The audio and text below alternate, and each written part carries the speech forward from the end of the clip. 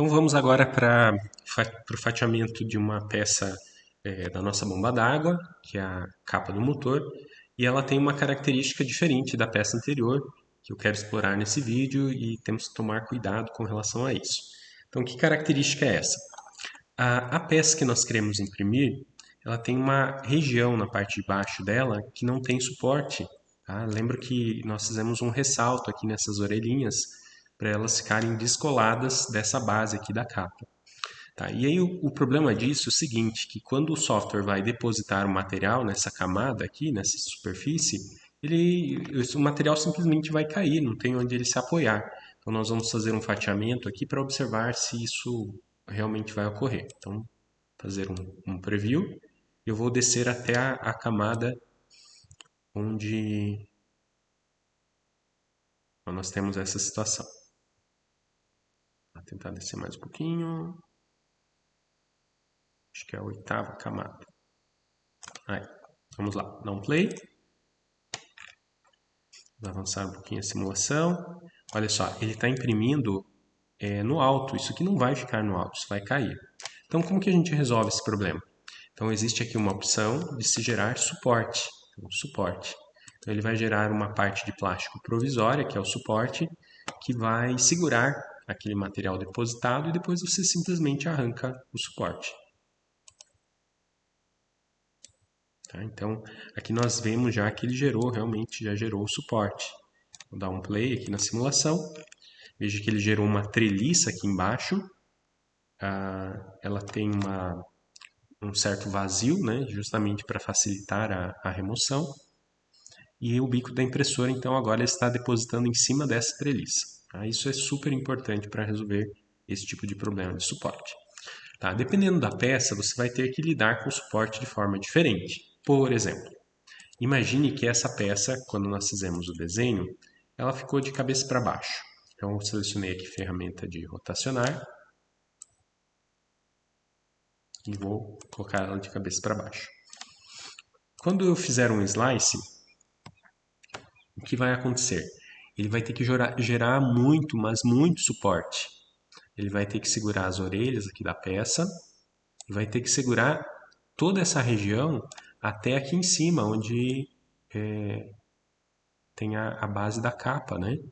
Então, olha só, esse azulzinho claro representa o suporte. Ele vai gerar suporte até aqui em cima. Quantos gramas de material que foram usados? 63 gramas e o tempo de impressão praticamente 7 horas. Então veja o seguinte, eu vou simplesmente reorientar a peça para a posição que ela estava e vou pedir para ele fazer um novo slice. Então o tempo de impressão caiu praticamente pela metade, né, e a quantidade de material caiu de 66 gramas, se não me engano, para 28, reduziu bastante. Então esse é um ponto importante que vocês devem prestar atenção. Há uma configuração aqui interessante, é o ângulo de inclinação a partir de quando o suporte vai ser gerado. Tá? Na peça anterior, vou carregar a peça anterior que nós vimos no vídeo anterior, não foi necessário gerar suporte. Então vamos lá, está com a opção de suporte habilitado e a gente vai ver que ele não gerou nenhum suporte aqui na parte de dentro. Por quê? Porque essa inclinação ela não é grande o suficiente para que o material desmorone. Né? Se for uma inclinação, por exemplo, maior que 35 graus, a chance de desmoronar vai ser enorme. Mas aqui, para forçar ele gerar um suporte, eu vou colocar que o ângulo de inclinação é de 15 graus. A partir desse ângulo, eu quero que ele coloque suporte. Então, nós vamos ver que aqui na parte de baixo ele colocou suporte.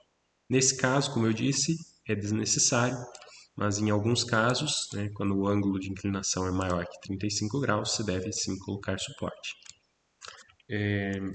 Com isso, nós encerramos a parte de fatiamento.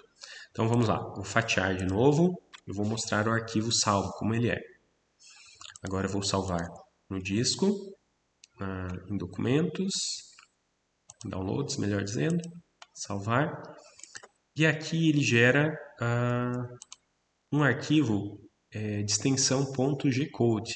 Esse G-code é o código que a máquina impressora 3D e outras máquinas CNC entendem. Aí eu vou abrir esse código, então aqui deixa eu pegar o editor de texto.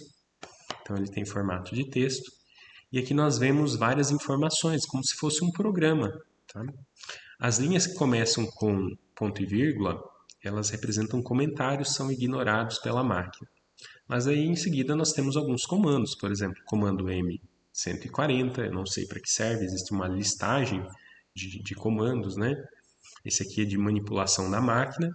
Existem alguns comandos que são de deslocamento. Por exemplo, esse comando G1, ele pede para que a máquina se mova para a posição onde o Z vale 2, a uma taxa de 3.000 milímetros por minuto, se não me engano. E veja que esse comando ele se repete. Então, esse código aqui que foi programado, código G, nada mais é do que uma espécie de não é bem uma linguagem de programação, mas como se fosse uma linguagem que orienta o que a máquina precisa fazer.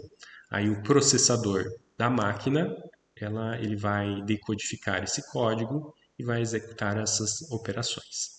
A gente não precisa se preocupar com o código G, porque quem vai gerar é o software de CAM, no nosso caso aqui de impressão 3D, é o Cura.